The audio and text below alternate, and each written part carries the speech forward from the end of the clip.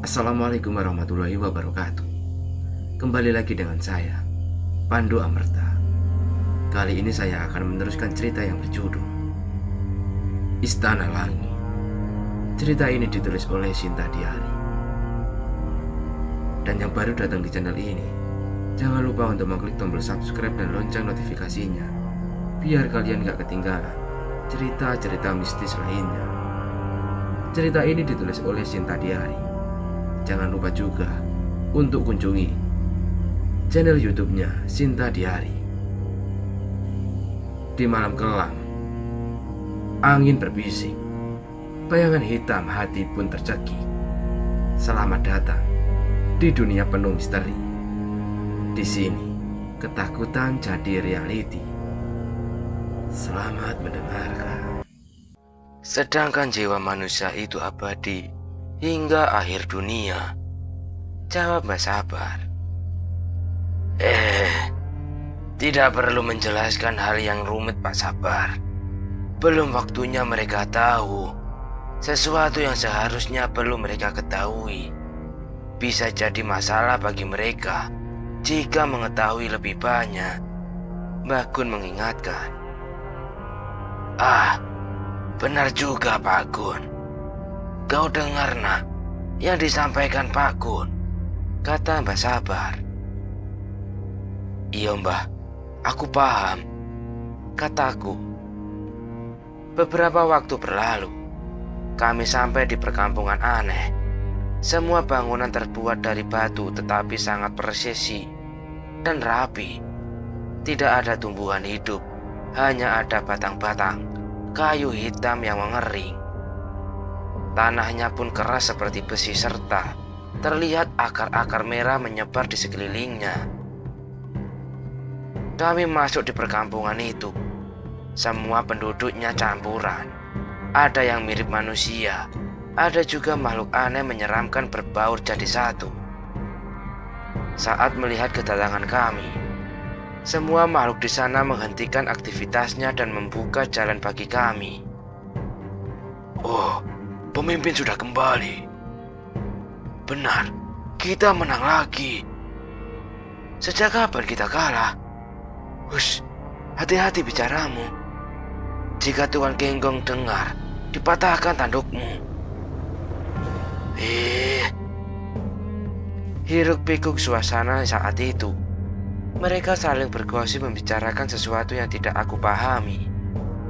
Kemudian kami berhenti di bangunan besar seperti kastil atau istana yang seluruhnya berwarna hitam dan tidak memiliki pintu. Kastil tersebut dikelilingi jurang dan hanya ada satu akses untuk menuju ke kastil, yaitu jembatan yang cukup besar yang menghubungkan perkampungan hingga ke kastil. Saat kami sampai di kastil, Noyo Genggong tiduran di puncak kastil dengan santai. Tidak ada penghuni lain di kastil. Sepi, sunyi, dan mencekam. Kami duduk di pendopo di dalam kastil. Sirah tetap berdiri dan tidak pernah lengah meskipun situasi saat itu menjamin keamanan kami. Silakan cari posisi nyaman kalian. Nah, apa yang sebenarnya membuatmu kesini? Ini bukan tempat yang bisa dimasuki sesuka hati, tanya Mbak Sabar. Aku menjelaskan panjang lebar kepada Mbak Sabar, serta tujuan utama kami masuk ke gerbang neraka. Nah, aku tidak mengharapkan kau mengikuti jalan Mbah yang berkecimpung dalam dunia spiritual. Aku juga tidak bisa melarangmu. Semuanya kau yang menjalani. Tetapi perlu kau tahu, semua itu ada konsekuensinya. Pikirkan baik-baik kapan kau akan berhenti nantinya, kata Mbak Sabar. Aku mengerti sebagian besar yang Mbak Sabar maksud. Akan aku ambil jalan ini sebagai pengalaman yang luar biasa. Baiklah. Mengenai sesuatu yang kalian cari, aku memang tahu di mana pusaka itu berada, tetapi tidak mudah untuk mengambilnya. Maaf Tuan Sabar, Apa Anda juga tahu seseorang yang membawa pusaka tombak naga emas saat pertama kalinya memasuki gerbang neraka? Tanya Sabrani. Iya, orang itu langsung menjadi bulan-bulanan oleh penghuni ini. Noyo Kinggong juga termasuk pernah menghajarnya. Agungnya pusaka tersebut diambil oleh salah satu dari 7 penguasa. Noyo Kinggong bahkan dihajar habis-habisan tanpa mampu melawan saat ingin merebut pusaka tersebut. Jelas Mbak Sabar. Malang sekali Pangeran As. Lalu siapakah penguasa yang membawa pusaka tombak naga emas Tuan Sabar? Pertanyaan kembali Sabrani ucapkan. Aku sendiri tidak tahu. Aku hanyalah pemimpin wilayah seperti Pak Gun. Dan wilayah ini memiliki Raja Abimanyu yang menguasai 99 wilayah. Tempat ini hanyalah sebagian kecil saja. Jelas Mbak Sabar yang melanjutkan penjelasannya.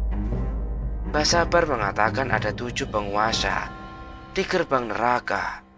Masing-masing penguasa memegang ratusan wilayah. Wilayah Mbak Sabar dan Bakun adalah milik Raja Abimanyu. Nama ke-6 penguasa lainnya Mbak Sabar tidak tahu. Dari ke-7 penguasa selalu berperang untuk merebut wilayah lain. Kebetulan wilayah Mbak Sabar berada di pinggiran, yang mana selalu ada saja yang menyerang untuk merebut wilayahnya. Yang melakukan serangan pastilah makhluk dari penguasa lain, sebab ada hukuman berat jika menyerang sesama sekutu.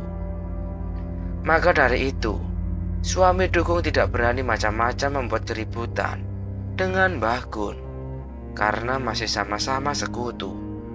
Misi kami ini bisa dibilang mustahil. Kami tidak mungkin bisa mendapatkan pusaka tombak naga emas. Mbah Sabar dan Mbah Gun saja hanyalah pimpinan sebuah wilayah. Jika dibandingkan dengan 7 penguasa, pastinya tidak ada apa-apanya.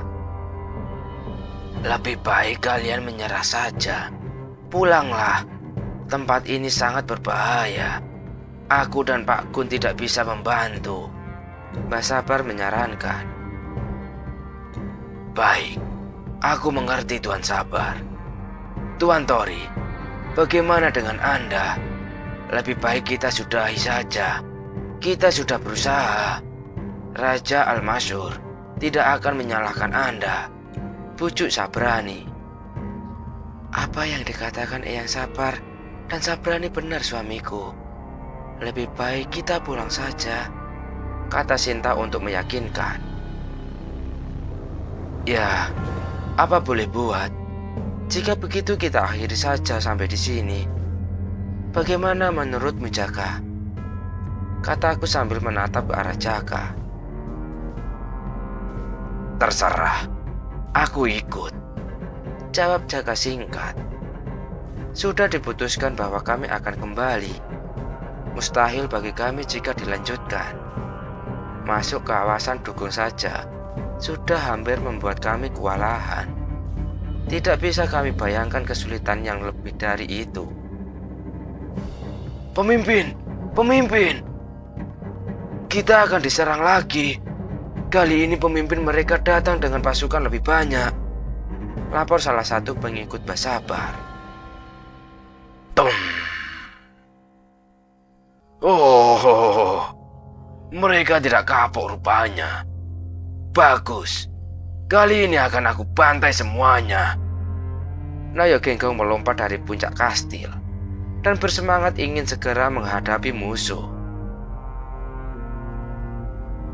Balasoka, berani datang lagi? Tanya Mbah Sabar. Benar pemimpin, tapi ada satu lagi.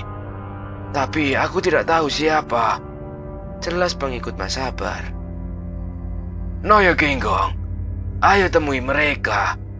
Kalian segeralah pergi dari sini. Aku sudah cukup puas bisa melihatmu lagi cucuku. Pak Gun, maaf merepotkanmu. Tolong antar mereka, kata Mbah Sabar yang kemudian berlalu pergi. Mari kita bantai semuanya, teriak Noyo Genggong. Tapi Mbah, aku tidak rela pertemuan dengan Mbah Sabar akan sesingkat ini. Tapi jika kami tetap di sini, kami malah akan terlibat masalah.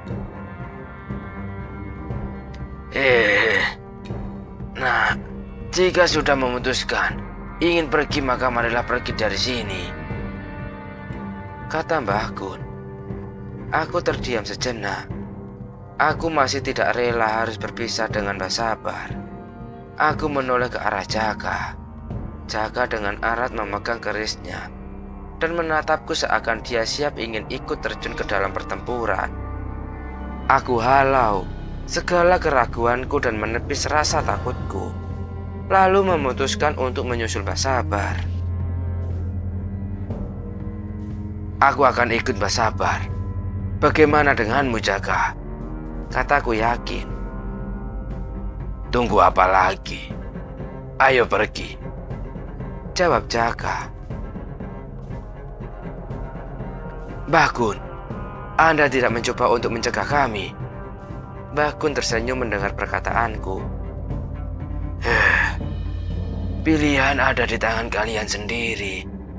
Melihat cucu-cucuku bersemangat membuatku senang, kata Mbah Gun sambil mengelus jenggotnya. Aku juga ikut apapun keputusanmu, suamiku. Sambil memegang tanganku, Sinta mengucapkan. Sebetulnya, aku tidak ingin terlibat terlalu jauh. Tetapi, kondisi seperti sekarang ini, juga karena aku juga akan menemani Anda, Tuan Tori. Lirih Sabrani berucap. Semuanya, boleh-boleh saja kalian ingin bergabung dengan Pak Sabar. Tapi lebih baik kita amati saja dulu. Cari waktu yang tepat untuk bertindak, Mbah Gun mengingatkan. Kami mengerti. Entah keputusan kami ini benar atau malah sebaliknya. Kami mengikuti arahan Mbah Gun. Kami menuju medan perang di mana Mbah Gun, Noyo Genggong, dan pengikutnya berada.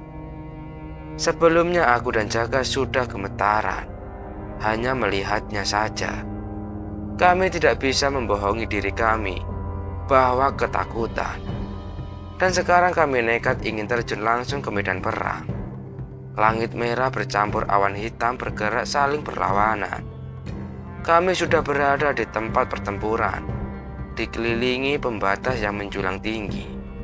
Di kiri dan kanan kami, dengan jarak ribuan kilometer, dari kejauhan nampak kedua pasukan berhadapan. Mereka masih belum memulai pertempuran, yang kemungkinan masih dalam percakapan negosiasi atau semacamnya. Tanah hitam dengan terlihat garis merah seperti akar tersebar. Di segala arah bercampur debu putih lembut yang berterbangan seakan seperti kabut tipis melayang di area pertempuran. Mbah Gun berubah menjadi sosok serigala emas. Jaka duduk di atasnya. Sabrani melebarkan akupnya. Aku dan Sinta duduk di punggung Sabrani. Sira dan Sire berada di sisi kami. Cukup amati saja dulu dari sini. Tidak perlu ikut campur pertempuran mereka secara langsung, kata Mbah Sabar. Hoi! Sorakan kedua pasukan menggema. Wilayah pertempuran bergetar yang membuat nyali ciut mendengarnya. Kedua pasukan saling beradu. Menjadi sebuah pertempuran yang acak, tanpa adanya siasat atau strategi. Suara ledakan, dentuman, dan teriakan menjadi satu. Prajurit-prajurit lemah berterbangan, terkena amukan serangan yang dahsyat. Kami tidak bisa membayangkan apa yang akan kami rasakan jika berada di tengah-tengah pertempuran mereka. Terlihat 4 sosok saling berhadapan, melayang di udara. Itu adalah Mbah Sabar dan Noyo Genggong. 2 lainnya tidak aku ketahui.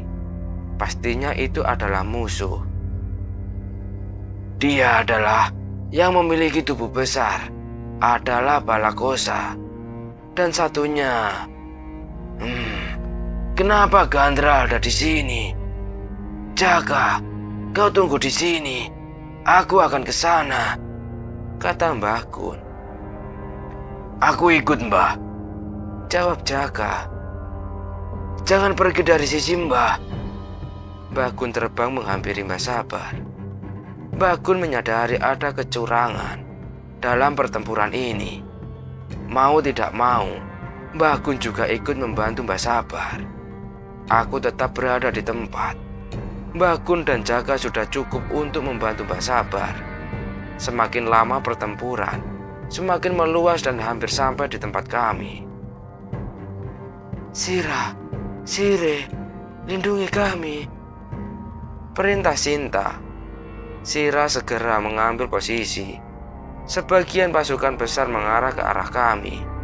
Setelah pengikut Mbah Sabar tidak mampu menahan. Sudra, gong. Sabrani dengan sigap langsung membentuk sebuah perlindungan. Sira membantai siapapun mendekati kami. Beberapa makhluk yang lolos dari pandangan Sira seketika hancur saat memasuki jangkauan Sabrani. Di tempat lain di udara, Mbah Kun bergabung dengan Mbah Sabar. Pak Kun, kenapa kalian masih ada di sini? Tanya Mbah Sabar. Maaf Pak Sabar, aku tidak bisa mencegah mereka, jawab Mbah Kun walaupun yang sebenarnya dia tidak berniat untuk mencegah kami. Di mana cucuku? Mbah Sabar celingukan. Mereka di bawah. Tenang saja, kroco-kroco di bawah tidak akan bisa melukai cucumu. Oh, kau juga ada di sini.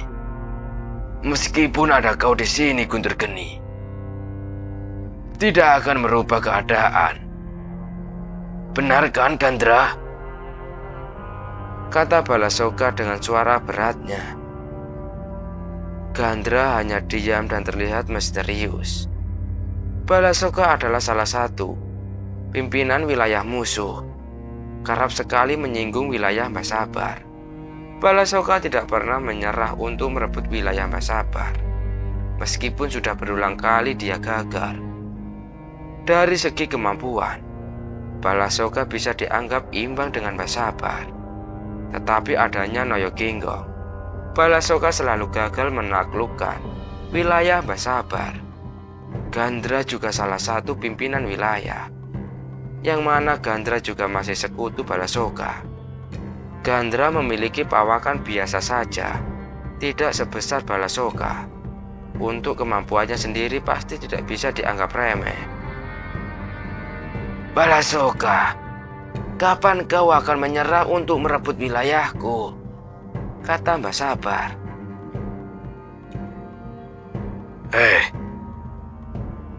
Kali ini tidak akan aku biarkan kau kabur, kata Noyo Ginggong menyeringai.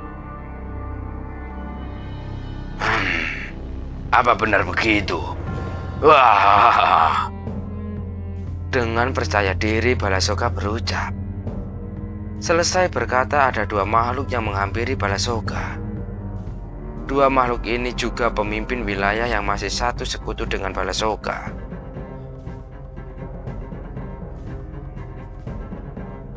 Kau keparat Balasoka. Sampai segitunya kah ketidakmampuanmu hingga mereka bertiga ikut campur? Bentak Mbah Sabar. Wah, terserah. Apa yang akan kau ucapkan? Hari ini kalian pasti akan musnah, dan wilayah ini akan jadi milikku, jawab Balasoka tidak tahu malu.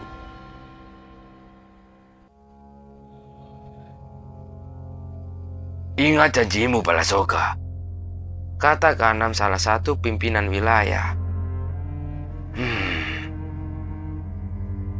Kamiya, wanita iblis salah satu pimpinan wilayah. Kalian bertiga pasti akan mendapatkan keuntungan dari ini. Kalian bisa pegang kata-kataku. Jelas Balasoka. Tidak ada yang perlu dikatakan lagi. Ku musnahkan kau Balasoka. Tanpa basa-basi lagi, Mbah Sabar menyerang Balasoka. Brak! Pertarungan tangan kosong antara Mbah Sabar dan Balasoka berlangsung. Benturan serangan mereka terdengar hingga menimbulkan gelombang angin. Wah, siapa yang akan jadi lawanku? Kau saja. Noyo Genggong tidak mau ketinggalan dan langsung menyerang Gadra. Pertarungan makhluk kuat terjadi di atas angin. Gemuruh pertarungan mereka membuat siapapun gentar. Bagi yang melihatnya, aku akan bermain dengan serigala tua ini. Hihihi. Kamiya mendekati Mbah Gun. Nah, waspadalah. Mbah Gun peringatkan Jaka. Mengerti, Mbah, jawab Jaka yang kemudian mencabut pusakanya. Tak, stop. Suara keris Jaka yang keluar dari sarungnya. Wah, lumayan bagus juga senjatamu, adik kecil.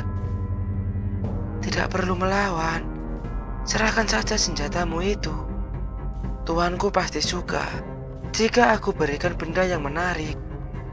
Aku pasti akan memperlakukanmu dengan lembut. Bujuk Kamiya. Tuan Kamiya yang dimaksud pastilah raja dari 7 penguasa. Jika benar raja mereka menyukai benda yang misterius, kemungkinan tombak naga emas juga berada pada mereka. Kamiya menyadari bahwa Mbah Gun adalah yang terlemah di antara pimpinan yang hadir di sana. Ditambah Mbah Gun tidak lagi didampingi oleh Mak Hitam. Mbah Gun memang bukan tipe penyerang. Beliau adalah praktis pertahanan. Ilmu pelindungan Jaka juga dari ajaran Mbah Gun. Tetapi Kamiya meremehkan Jaka. Adanya Jaka di sisi Mbah Gun, mereka menjadi sulit untuk dikalahkan. Serangan pusaka Jaka sangat mematikan. Tidak pernah ada yang berani menerima serangan langsung dari keris cemeti Jaka. Kanam hanya terdiam sekelebat keenam. Sekelebat, karena melihat ke bawah bahwa pasukannya telah diobrak-abrik oleh Sira dan Sabrani. Siapa mereka? Beraninya menghancurkan pasukanku. Kanam langsung turun menuju ke arah Tori. Cucuku dalam bahaya. Sedetik Mbah Sabar teralih saat Kanam menghampiri Tori. Dah. Wah, lihat, kemana kau Sabar? Balasoka tertawa puas. Tidak melewatkan kesempatan Balasoka menyerang telak Mbah Sabar hingga terjatuh ke bawah. Pak Sabar! Teriak Mbah Gun. Tapi Mbah Gun tidak bisa menolong Mbah Sabar karena sedang berhadapan dengan Kamiya. Terobos sekali kau Sabar. Cucumu akan baik-baik saja. Tidakkah kau nyadari pengawal mereka? Kata Noyo Genggong. Yang dimaksud Noyo Genggong pastinya adalah Sira. Selama Sira masih memakai jubah merahnya, Sira bahkan tidak mengeluarkan 50% dari kemampuan aslinya. Mungkin hanya Noyo Genggong saja yang menyadarinya. Sebab Noyo Genggong ahli dalam mendeteksi kemampuan asli seseorang. Jika Noyo Genggong berkata waspada, itu akan langsung didengar oleh Mbah Sabar. Agungnya Noyo Genggong tidak memberitahukan tentang kemampuan Sira, karena Noyo Genggong berpikir itu tidak penting. Sebab Sira bukanlah musuh. Kanam sangat percaya diri. Dia merasa dirinya sangat kuat. Istilah di atas langit, masih ada langit, juga berlaku di gerbang neraka. Yang pasti ada yang lebih kuat dari selain 7 penguasa. Kanam tidak tahu siapa yang akan dia singgung kali ini. Kanam langsung menuju ke arahku, tetapi dia berbalik arah dan mengincar Sira dan Sire. Blar! Kanam menghantam Sira namun berhasil mereka hindari. Sire langsung melayangkan serangan balasan. Trah! Kedua senjata beradu. Kanam mampu mengimbangi kecepatan Sire. Bahkan Kanam hanya menggunakan satu tangan untuk menangkis semua serangan Sire. Majulah kalian berdua, Kanam berkata dengan sombongnya. Sira tidak akan mudah terpancing. Sira lebih memfokuskan untuk melindungi kami daripada meladani Kanam. Sire sudah cukup untuk menahan Kanam, pikirnya. Meskipun Sire jauh lebih kuat dari Siri dan Suru, Kanam bukan makhluk yang bisa dianggap enteng. Doang! Sire terpental cukup jauh. Meskipun tidak mengalami luka yang serius, Sire sudah dipastikan bukanlah tandingan Kanam. Di sisi lain, Mbah Sabar yang lengah harus menerima pukulan keras dari Balakosa. Mbah Sabar bangkit dan melihat sekeliling. Dia melihat ke arah Tori, melihat cucunya duduk manis di punggung Sabrani. Mbah Sabar kembali menghampiri Balasoka dan membalas serangan yang dilayangkan Balasoka. Mereka kembali berduel dengan sengit. Mbah Sabar semakin brutal, yang membuat Balasoka mulai kesulitan untuk mengimbanginya. Di tempat Mbah Kun berada, Kamiya masih mencoba untuk membujuk Jaka untuk menyerahkan pusakanya. Wanita busuk, apa kau kira aku takut denganmu? Cacian Jaka katakan. Mulutmu tajam sekali, adik kecil. Hati-hati berbicara dengan ratu ini. Kamiya mulai terpancing emosi. Wah, memang kau itu busuk. Dari jarak segini saja aroma busukmu hampir membuat hidungku mati rasa, kata Jaka apa adanya. Kau akan aku cincang ribuan keping manusia keparat. Kamiya sudah tersulut emosi dan langsung menyerang. Akan tetapi memang benar yang dikatakan Jaka. Kamiya memanglah memiliki aura yang busuk. Hal itu disebabkan karena racun yang berada di beberapa tentakel miliknya. Tom! Kamiya menabrak dinding yang tidak terlihat. Saat dia kebingungan apa yang menghalanginya, dalam sekejap cemeti api mengarah di depan Kamiya. Stop! Pusaka Jaka menyambar Kamiya. Kamiya berusaha untuk menghindarinya, akan tetapi Kamiya terlambat untuk menghindar. Sebagian tubuhnya terbelah terkena keris cemeti api milik Jaka. Balakosa, Gandra, dan Kanam menoleh sesaat ke arah Kamiya. Kurang ajar kau manusia. Akan aku buat kau memohon untuk mati. Kamiya semakin marah. Kenapa api ini tidak mau padam? Kamiya terlalu meremehkan musuhnya. Siapapun yang terkena pusaka Jaka akan melebur jadi abu.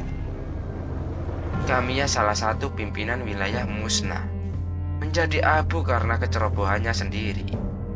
Ketika pimpinan wilayah lainnya menghentikan pertempuran, mereka terkejut Kamiya kalah hanya dengan sekali serangan. Padahal Kamiya adalah makhluk yang sulit untuk dilawan bahkan bagi mereka bertiga. Oh, selemah itukah dia? Kata Noyo Genggong dengan nada yang menjengkelkan. Gandra masih bersikap misterius. Di sisi lain, Kanam yang baru saja menghempaskan Sire mulai terlihat serius setelah melihat kaminya dikalahkan. Sire hanya mengalami luka ringan. Saat Sire hendak kembali menyerang Kanam, Sinta menghentikan Sire. "Cukup. Kau bukan tandingannya," perintah Sinta. Sire mematuhi apa yang Sinta perintahkan. Kanam menghampiri kami. Aura gelap kemerahan menyelimuti seluruh tubuh Kanam. Aku yakin makhluk itu sangatlah berbahaya. Tetapi Sira menghadangnya tanpa ada rasa takut. "Hanya kau sendiri berani menghadapiku," ucap Kanam dengan niat membunuh. Sira hanya diam 1000 bahasa dan tetap berada di posisinya untuk menghadang Kanam. "Sabrani, bantulah Sira.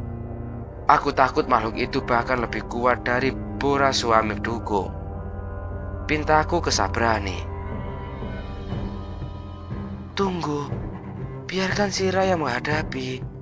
Dia akan lebih leluasa jika tidak ada yang mengganggu," balas Sinta yakin. "Baiklah. Jika Sira mulai kerepotan, aku akan turun tangan.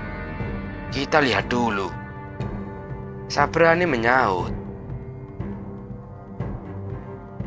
Kanam dan Sira masih saling berhadapan. Masing-masing mencari celah untuk menyerang. Sira juga tidak seperti biasanya. Sepertinya Sira juga mulai serius.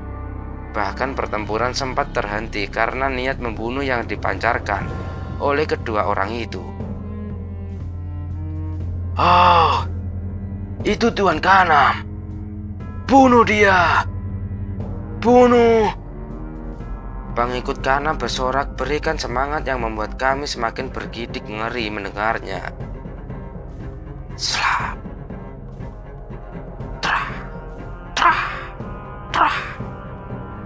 Sira menghilang dan langsung menyerang Kanam. Dengan mudahnya Kanam menangkis semua serangan Sira. Kecepatan Sira memang luar biasa. Tetapi Kanam masih mampu menghindari semua serangannya. Bahkan Kanam tidak beranjak dari tempatnya berdiri. Tem. Kanam menangkap kaki Sira dan melemparnya. Luar biasa.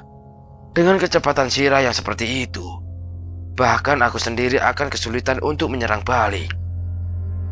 Tapi makhluk itu dengan mudahnya menangkap Sira, kata Sabrani terkejut. Masih terlalu dini membuat Sabrani terkejut. Sira berulang kali menyerang Kanam, tidak pernah sekalipun mendapatkan celah untuk mengenai Kanam. Sira selalu tertangkap dan dia sendiri yang mengalami kerugian. Sorakan untuk Kanam semakin ramai. Sira juga tidak berkutik menghadapi Kanam. Apa mungkin prediksi Noyo Genggong keliru tentang Sira? Tetapi Kanam juga tidak menyerang Sira secara langsung. Kanam hanya memanfaatkan situasi saat Sira menyerang. Sepertinya Sira juga bukan tandingan makhluk itu. Aku bergumam. Ada yang aneh setelah aku melihat pertarungan mereka. Dia tidak pernah menyerang Sira secara langsung, hanya memanfaatkan momentum saat Sira menyerang. Jika tebakanku tidak salah, makhluk itu mampu memprediksi masa depan. Sabrani memberikan keterangan. Memprediksi masa depan? Serius Sabrani? Jika benar, seperti yang kau katakan, Sira tidak akan pernah bisa menyerang makhluk itu. Semua gerakan Sira sudah jelas bisa diketahui sebelum Sira bergerak, kataku kaget.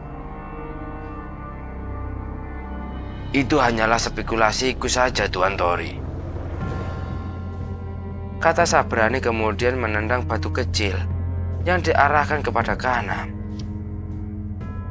Batu yang Sabrani tendang mengarah menuju Kanam.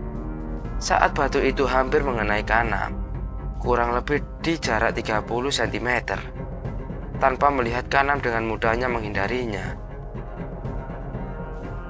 Sepertinya dugaanku benar. Makhluk itu memang mampu memprediksi masa depan, kata Sabrani yakin. Sepertinya ini akan sulit bagi Sira, kata Sinta mulai cemas. Sira mulai menghentikan serangannya. Jubahnya mulai terkoyak sedikit demi sedikit. Sepertinya Sira juga menyadari jika lawannya memiliki kemampuan untuk memprediksi masa depan. Kenapa? Hanya segitukah kemampuanmu? Kata Kanam dengan sombongnya. Woi, Kanam, Kanam, Kanam. Sorakan semakin menggila dari pengikut Kanam. Seluruh wilayah bergetar karenanya. Lalu tiba-tiba,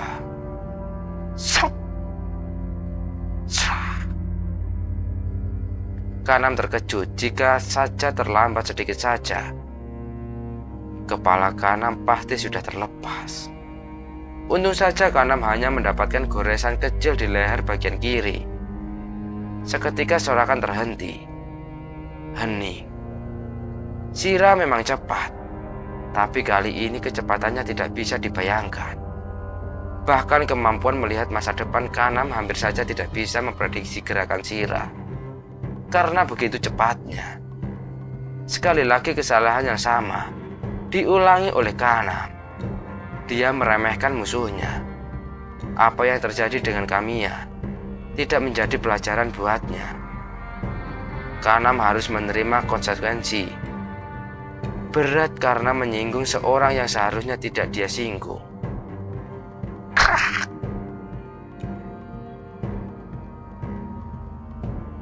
Apa-apaan ini?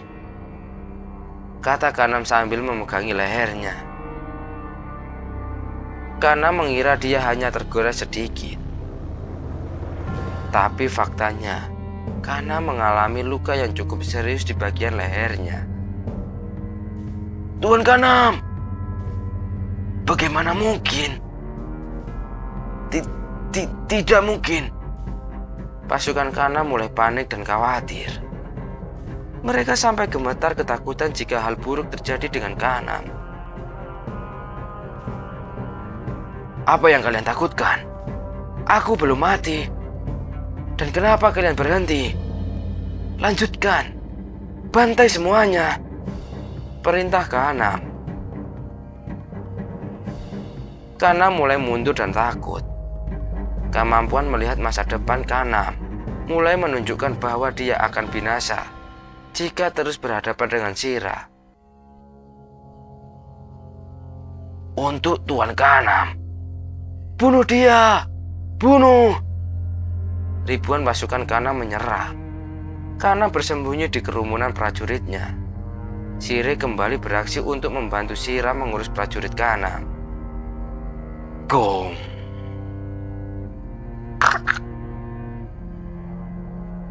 Sabrani juga tidak tinggal diam. Niat Insun ajiku liung sabar. Aku dan Sinta juga tidak diam begitu saja. Beberapa makhluk aku kendalikan untuk menyerang musuh. Sinta dengan anggun menyerang seperti menari. Di tengah prajurit musuh, beberapa prajurit musuh yang aku kendalikan mati. Lalu aku kendalikan prajurit lainnya, hingga aku mulai kelelahan. Bagi Sira dan Sire, prajurit Kanam bukanlah apa-apa. Dengan mudahnya Sira dan Sire membantai lebih banyak pasukan Kanam daripada kami. Hampir ribuan pasukan musnah di tangan kami. Kanam mulai terlihat. Dia dilindungi oleh beberapa prajurit yang mencoba menghalangi Sira.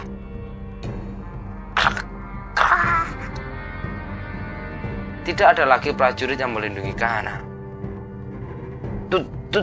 Tunggu. Aku serah.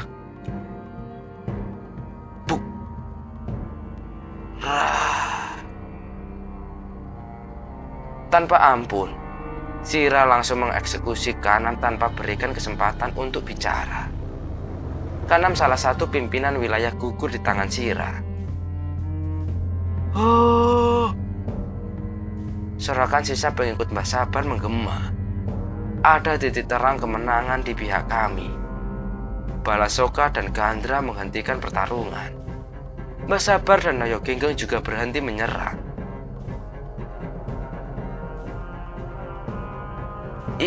Ini tidak sesuai yang diharapkan. Aku mundur.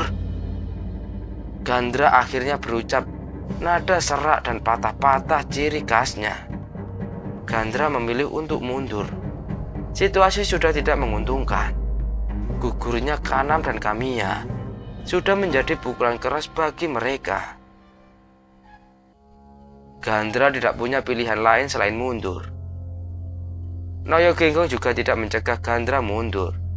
Baginya Gandra adalah lawan yang sulit. Selama pertempuran, Gandra tidak pernah menyerang Noyo Genggong. Gandra masih misterius. Meskipun Noyo Genggong mampu memprediksi kekuatan lawan, Noyo Genggong tidak bisa mengetahui apa yang dipikirkan lawan. Sebab memenangkan pertempuran tidak hanya diukur dari segi kekuatan saja. Salah bertindak akan mengalami kekalahan, meskipun lawan jauh lebih lemah. Kamiya sebagai contoh yang jelas. Meskipun dari segi kemampuan, Kamiya jauh lebih unggul dari Mbah Gun maupun Jaka. Kamiya dengan mudahnya dikalahkan. Gandra, mau kemana kau? Jangan pergi! Teriak Balakosa. Gandra berhenti sejenak, menengok ke arah Balakosa, lalu melanjutkan pergi bersama pasukannya yang tersisa. Gandra! Panggil Balakosa yang hendak menyusul. Namun, tubuh besar Balakosa tertembus tangan tajam dari belakang, tepat mengenai dada Balakosa. Sudah aku katakan tadi, kau tidak akan aku biarkan kabur lagi. Dari belakang tangan Noyo Genggong menembus dada Balakosa.